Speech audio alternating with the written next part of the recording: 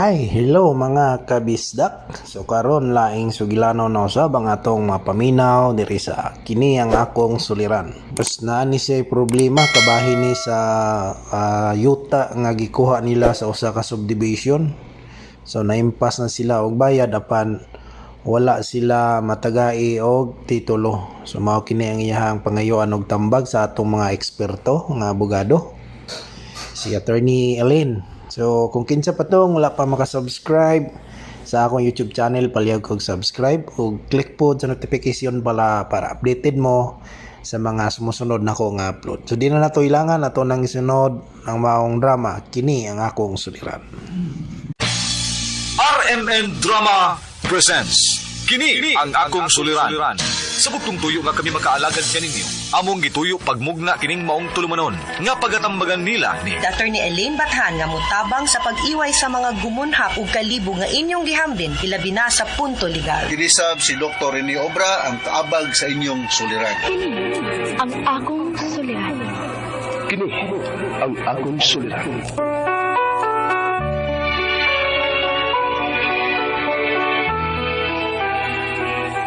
Sa atong pagkaymugso ng kalibutan, gikaluhaan at ang daan sa atong suliran. Ang suliran mo'y kabahin sa itong inadlang panginabuhian. Aba na doon ay suliran nga dili mo mapasan nga ikaw ra. Nagkinahanglan kag katabang aron sa pagsulbad ni ini. Nagkinahanglan kag kahayag na may mulamdag sa imong unahuna. Ug tungod ni ini, natawag kining atong tulumanon nga naguluhan. Kini ang akong suliran. Kini ang akong suliran. Mga minubong duwa nga matapos lang sa usa ka hugna, mga kinutlog gikan sa mga suwat sa mga minahal namong tigpaminaw. Busa kung aduna kamoy suliran nga naggumon karon sa inyong galamhan, suwata ka na og ipadala ning atong tulumanon. Kini ang akong suliran. Aron kabuhatan ka na og duwa sa kahanginan og pagatambagan sa mga bulawanang hunahuna. Kini ang akong suliran. Kini ang akong suliran. Sinumat ni Teresa Tirul Soria, ubos sa direksyon ni Ingrid Miss Iver Tudaso. Dalit kaninyo sa RMN Drama.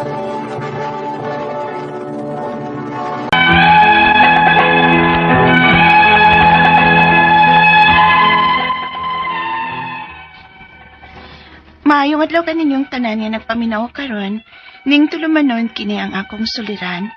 Ilabi na kaninyo Dr. Rene Obra o Attorney Elaine Bathan. Ingon man sa mga artista nga makatag og kinabuhi ning akong suwat suliran. Palihog lang ko og tago sa pangan nga Aiza. Hingkod ang pangidaron. Lumad ko nga taga Leyte. Apan karon, nagpuyo ko sa Australia, kauban na akong live-in partner. Punto legal kini akong suliran. Kabahin kini sa yuta nga among napalit. Aron inyong hisabtan, sugdon ko sa tuig 2018, diin, nag-sign me og contract to sell sa usa ka subdivision nga gipanagiya sa usa ka family-owned corporation o company. Ingon ini ang mga panghitabo.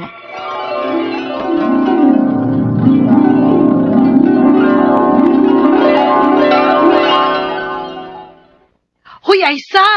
Kadato na ba ni mong bayana ka? Gikan ka maggoda ng opisina sa usa ka bagong subdivision din istong lugar. Mukuha ka og bahay og yuta, day. Yuta ra uy, Melissa. Luti lang una. Unya na nato bayan kon kaya na. Impaso na nako ang yuta kay di kayag dunganon uy. Humble. Nagunsa ka man sa ilang opisina. Nagperman ako contract to sell sa maong kompanya. Diin nagkuha ko og duha ka kat nga lote nga akong data-datahan matagbuwan. Via in-house financing ba? Sud sa 5 ka tuig pa na akong impason jay. Mapuktot pataanig binayad jay. Wow, ha? Duhagyod ka kat, gyud. Unya mo abroad ka man ka, ha? Dadon ka man ka sa imong pamanonon sa Australia. Saan mo na nimo pagbayad, day? Oo nga kung mama ang magsilbing representative sa pagbayad ini, hangtod nga maimpakspon. Hala, uy, kasusi na niya sa akong amiga. Sa subdivision na gyud magpuyo. Good luck, day. Madato gyud ka samot, day. Kay mo abroad ka naman ka. Para makabayad sa lote, oy.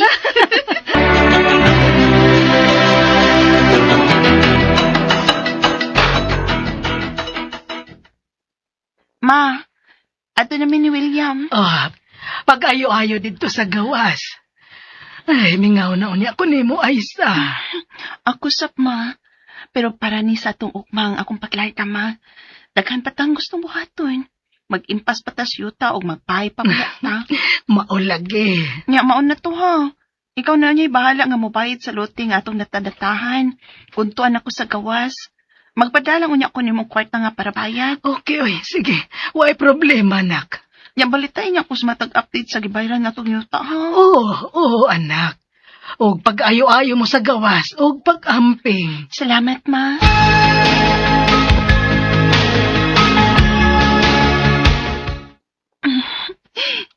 Nakapadana sa ko ni mama para bayad sa lote.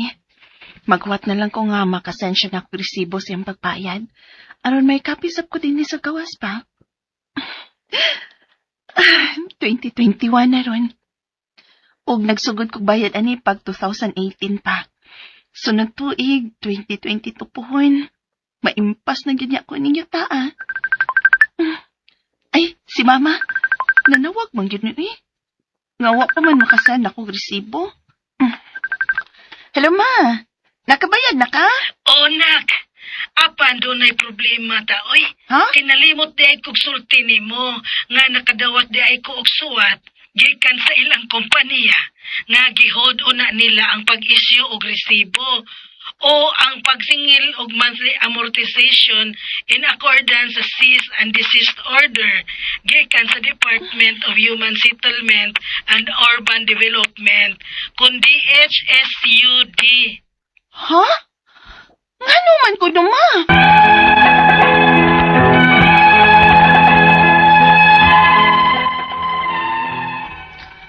Mao ni ang unod sa suwat nga among nadawat gikan sa kompanya o subdivision di nagkuha mi og duha ka kat nga lote nga datadatahan ako for 5 years.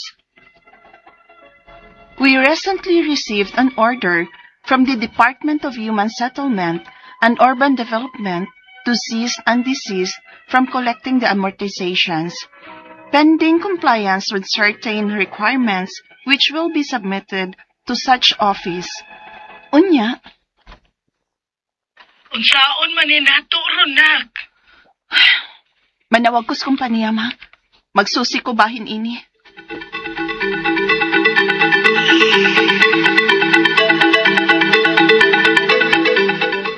Unsaon man namo ana ron, sir?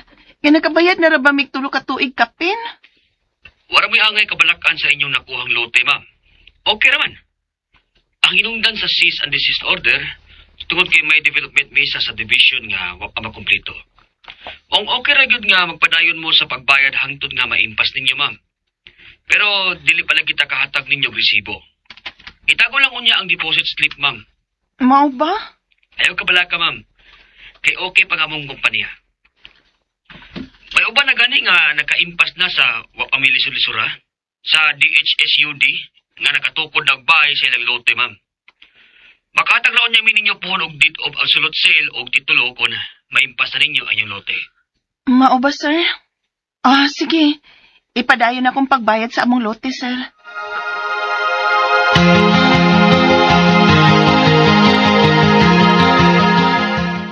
Ay, salamat. Kay naimpas na yun akong lote na mo sa Pinas. Kaya sang mama mo tubag song tawag, eh. Hello na, Kaisa. Oh, ma! Kumusta namang pagbayad ni mas katapusan na itong bayad sa lote, ma?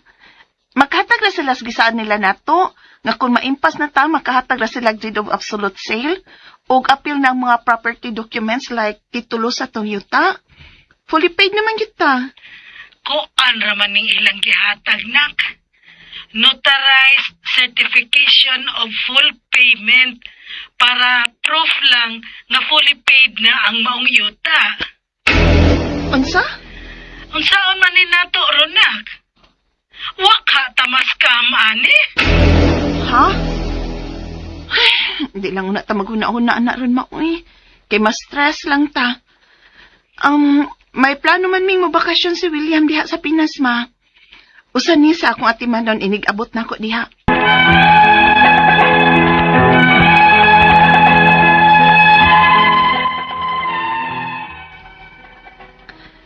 Sa among pagbakasyon niya tong 2024, Nagkasulti gyud mi sa nag-inusara na lang nga staff sa mga kompanya sa ilang opisina o formal kong nag-request sa landowner sa kompanya pinaagi sa handwritten and signed letter nga i-release na unta nila ang among titulo. Apan hangtod karon, wa pa gyud sila response. Nag-email na sab ko sa DHSUD sa Region 8 para mangayog advice or update mahitungod sa cease and order sa maong kompanya. Pero wag ko'y nadawat nga reply.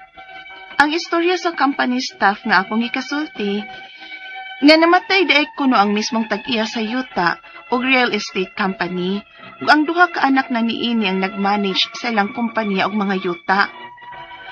Ug ang hinungdan nga na-isyuhan sila og order sa DHSUD tungod kay kuwang-kuwang ang development sa subdivision sama sa kanal. Apan, sementado na ang kalsada. Ang problema kay may utang pa kuno o unsettled issue ang kompanya sa contractor. Maong ang development sa subdivision, maingon nga substandard ang pagkahimo o wa makapasar sa DHSUD. Ang akong mga pangutana mao kining mosunod. Unang pangutana, fully paid na mi sa lot nga among gikuha sa usa ka subdivision. Tinuod ba nga dili pa pwedeng ma-deed of absolute sale kung way official receipt sa gibayran? Kay dili maguto sila maka-issue og resibo kay may cease and desist order pagikan sa DHSUD. Pero gihatagan namin nila og notarized na certification of full payment. Ikaduhang pangutana, unsam daybot ipasabot aning cease and desist order gikan sa DHSUD?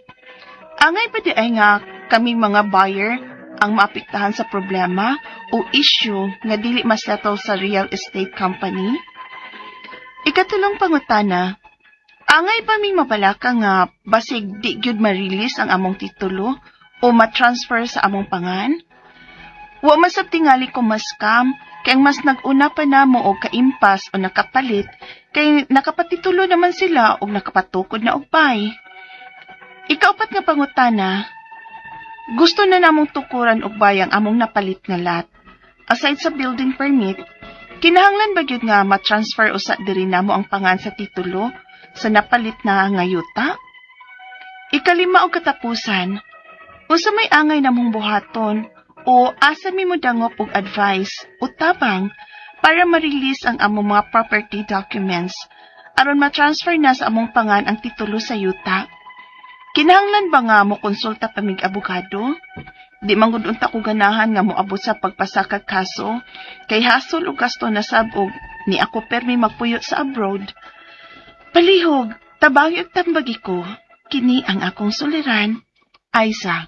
Mayong adlaw, mga suking tigpaminaw, kini si Attorney Elaine Bathanog. Ako karong adlaw ang mohatag ninyo og tambag, tubag, solusyon, kalinawan sa inyong mga pangutana, mga problema na may punto, legal, personal, mga pangutana nato kabahin sa to ang mga kapikas, katuwang kinabuhi, nga ni ambot og kalami man lang, ni kalit man lang, naunsa na kaha, or kita ba kay na ay problema, basin kita may sadaan pod, no? Suwat-suwat sad ta, padapod ang inyong mga suwat pag may time, lain-lain ba gyud tag pamaagi, wa gyoy rason nganong di ninyo mapada ang inyong suwat na atay email address, suliran_612@yahoo.com. Na atay Facebook account nga kini ang akong suliran official writers page. Pwede sad atong ipadala sa 3rd floor Jose R. Martinez Building, Osmeña Boulevard, Cebu City. Lain-lain, klase-klaseng pamaagi kung unsaon ninyo pagpadala ang inyong mga suwat o mga suliran diri namo. Ang importante, kumpleto ang mga detalye, hinungdan, sinugdanan anang inyong mga pangutana o mga problema. Di magsubay-tsu, ay pagduha-duha, ipada ng inyong suwat. Ngano, kay kibaw ba mo? Therapeutic biya po nang makapahungaw lang kasi imuhang problema. Ang pagsuwat pa lang daan, mura na kag naka-unload sa imuhang burden. Dibag na kay masultihan, baski way klarong tambag, mura ba mugaan imong pamati. Sama ra pod nag inyo nang ipada ang inyong suwat na mo. Plus, kung di mo ganahan, maikog mo, maulaw mo, isibya natos kahanginan kung kinsa mo, of course, isuwat lang na din ha atong himuan og alias ang inyong pangan. Unya di po nako isibya kung taga-asa mo og di mo gusto no nga sulti na kong taga-asa mo. Pero, musulti, wa man siya maatong letter sender karon, wa man musulti kay isulti taga-asa siya. Akong isulti, akong isibya, kibaw kang ano, ninduta, layo, kay naabtan ang ato ang tingog, ug ato ang programa, guys. Pero, tagoon na to ang iyang pangalan. Ingon siya, magpapangan kuno siya, Aiza. Pigikan si Aiza og taga Leyte, lumad siyang taga Leyte, pero agoy, naa siya nagpuyo karon in one of my favorite countries, Australia. Greetings sa ako ang mga parinti, labi na sa akong duha ka igsuon, si Minnie nga naa sa Brisbane, ug ako ang maguwang nga si Noel naa sa Perth, no? Asa mo sa niya gisulti, uy, taga-asa ni si Aiza, gikan asa dapita sa Perth, no? Basi naa siya sa Brisbane or sa Perth, one of the two beautiful places gyud nga ako ang perme adtuan, no?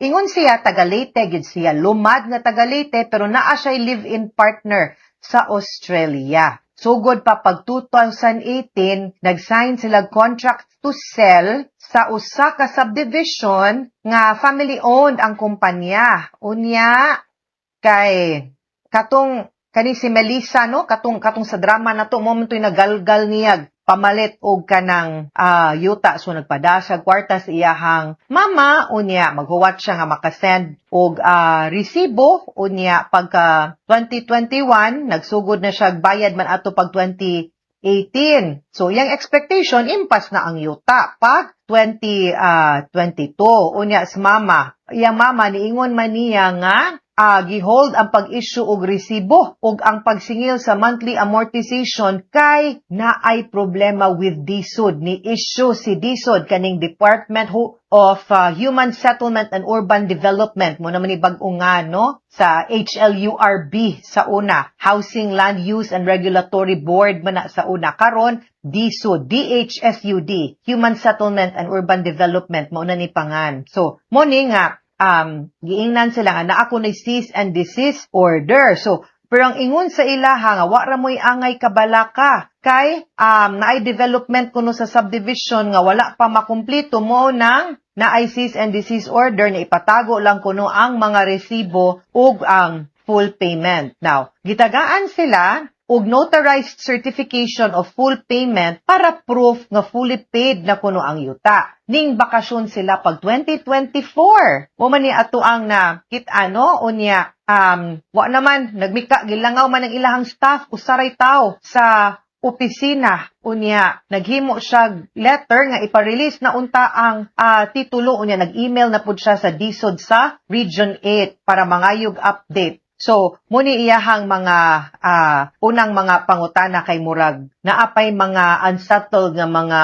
issues ang kaning kontraktor. Fully paid na mi sa lot sa among gikuha sa usa ka subdivision. Tinuod ba nga dili pa pwede mag deed of absolute sale kung walay official receipt sa gibayran. Kay dili manggud to sila maka-issue og resibo kay may cease and desist order pa. Gikan sa DSUD. Pero, gihatagan nami sa ilaha og notarized certification of full payment. So, di gid siguro sila ma-issuehan og titulo kay di man na ma-issue og clearance kung naapay cease and desist order. Therefore, di sad gid sila ka-issue sa mga titles kay dili man na i-release sa Register of Deeds kung walay approval sa DSUD or clearance sa DSUD. Pero, maka-issue gid unta sila deed of absolute sale ngadto sa inyo ha. No, ang title dili pa lang pwede, pero that would be proof nga ilahan ang nabaligya ngadto nimo. Pero kung naay notarized certificate of full payment, but pasabot ana, wa na may utang and ang ilahang need ihatag nimo is deed of absolute sale. So naa na kay proof nga nakabayad na ka.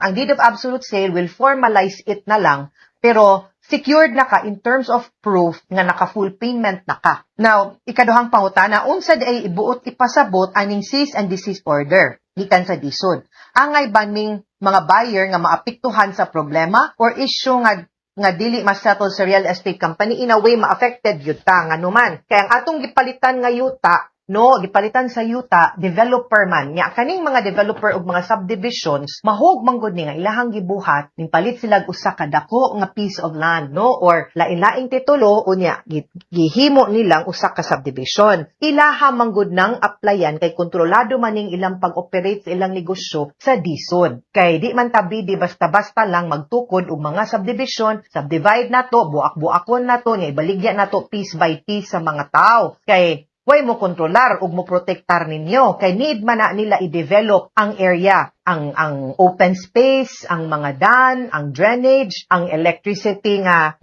agianan, ang plumbing works, ilaha man ang i-monitor. Kay kundi po na nila i-monitor, magka-problema, kamura man po'y magproblema later on tungod ana. So, maugid na ang need ni nato nga naapod ang DSUD. Now, di sila ka-operate, di sila ka-continue pagpamaligya sa mga property, di po sila ka-issue sa deed of absolute sale kung pananglitan wala pa sila or naa sila cease and desist order, meaning to say gipastop sa sila og pagpamaligya sa yuta. Dili pa sila pwede, di pa po sila kapadayon pod og develop hangtod makumpleto nila siguro ang mga dokumento ug mga plano, no? Or certain documents nga need pa nilang i-submit or i-comply. So in a way, ma-affected ba mo? Maingon jud ko yes, because posible man nga di sila papadayon nun. Kung di na nila ma-thresh out or di nila mahusay or masulbad kung unsa man gani ang rason nga nung cease and desist sila. Kanang cease and desist meaning hunong noondang sa pagpadayon sa pagtrabaho. Di pa mo pwede makapadayon og trabaho,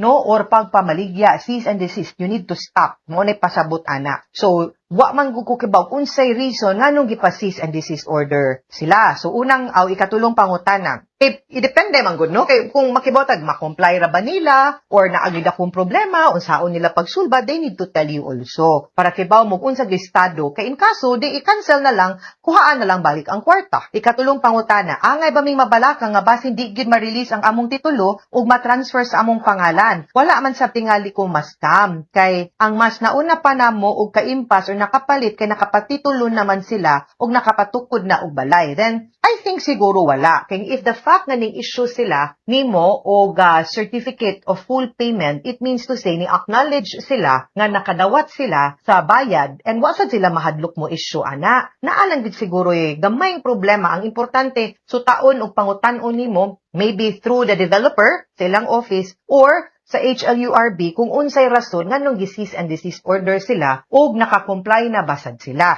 Okay? Ikaupat ug katapusang pangutana, gusto naming tukuran o balay ang among napalit nga lot. Aside sa building permit, kinahanglan bagyong matransfer usa diri namo ang pangalan sa titulo sa napalit namo nga yuta. Normally, yes, because naamang gunay proof of ownership or authority sa usa sa tag-iya, kung dili man gani kamoy tag-iya sa yuta, no, panalitan contract of lease to show nga na may authority ana. So basin unta mas maayon ta tong deed of absolute sale, no, kung mahangyo ninyo nga maka-issue sila sa deed of absolute sale in your favor. Or basin lang, di pug ko sure ha, kay usahay ang kaning mga obo mudawat man pud anang kanang office of the building official, mudawat man pud aning unsa gitawag nato ani guys, kaning kato imong notarized certificate of full payment kay nakabayad naman kay ning to say imuha na, no? So basin pwede ra na ninyo ma-applyan didto. Pero ako di sad ko mo suggest nga mutukod na mo kung naapagay problema. So taon sa gyud nato, klarohon sa nato, pangutan-on sa gyud nato kung unsa gyud ang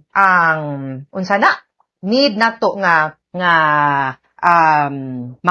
mga documents nila, need nila i-comply ug nganong na cease and desist. Kay kung dako kaayo, then ayaw ka risgo ngo magtukod mo sa balay, ayaw lang sa not until they comply it, ha? Ikalimaw katapusang pangutana, unsa may angay namong buhaton or asa may dumbudang o pag-advise o pangayog tabang para ma-release ang among property documents aron ma-transfer na sa among pangalan ang titulo sa yuta. Kinahanglan ba nga mo konsulta mig abogado? Di manggud unta kuno sa ganahan nga moabot pagpasaka og kaso kay hasol ug gasto na sab ug niya pa ko pirmi nagpuyo sa abroad. Yes, you are in Australia. This time around, kung naalang kay parinte, I think ang akong advice, klaruha sa, no? Kung masturya pa ang developer, suryahi sa, klaruha sa dito, or ang sa DSUD, ipaadto, ipapangutana, ipaklaro, unsa gyud problema. Nganong na ay cease and desist order, no?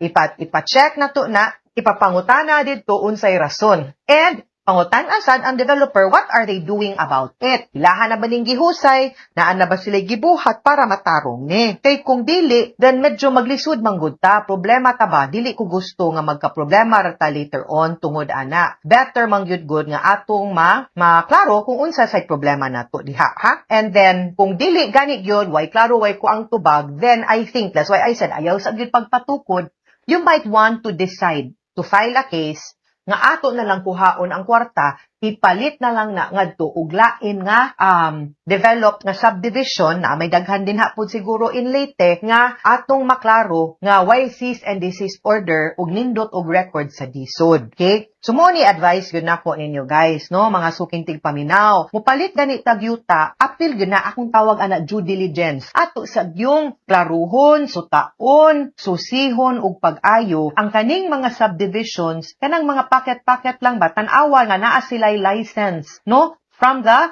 HLURB sa una or DSUD na karon to operate and to make that subdivision. Klaruhan ninyo. Usahay, mugna ra ng sumat nga DSUD license number. Adto gyud mo sa DSUD pagpangutana, i-search ninyo kung legit ba ang ilahang authority. Ha? Ayaw na mo ka-problema, ana. No?